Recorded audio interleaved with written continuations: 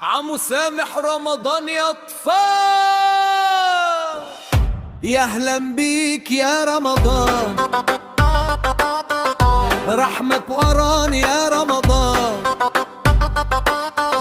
صيام وقيام يا سلام، فرحة في كل مكان، جيتنا بالفرحة يا رمضان، افرحوا يا ولاد برمضان. عمو سامح مرحب مرحب يا رمضان، خير وبركة من الله، لما حلوة يا عمضان. الله عليك يا عمو سامح.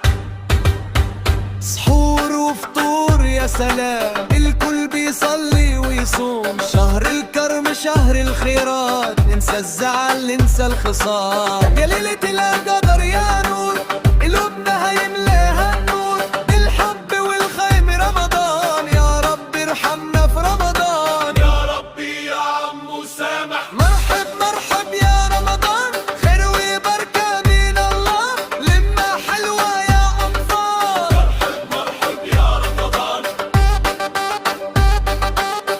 الله عليك يا عمو سامح. عمو سامح. أبنائي كيف حالكم؟ نحن بخير. بابا، ماذا سوف تحكى لنا؟ سأحكي لكم قصة جميلة. نعم، هيا. حسنا، استمعوا جيدا. كان يا ما كان، ولا يحلى الكلام إلا بذكر النبي عليه الصلاة والسلام.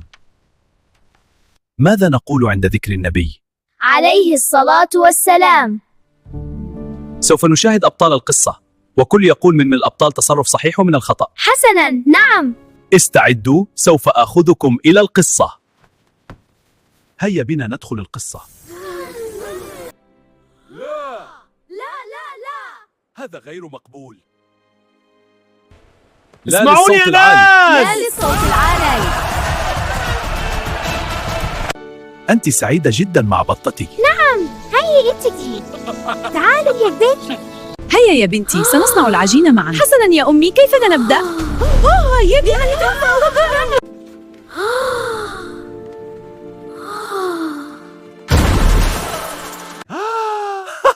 انظروا إلى هذه، خذوها واستمتعوا. احترسوا من الألعاب النارية يا أولاد، خليكم بعيد شوية وما تقربوش قوي، المهم نستمتع بالمنظر من مكان آمن. ننتظركم في الحلقة القادمة. مع عمو سامح في الحلقة الجاية. ما تنسوش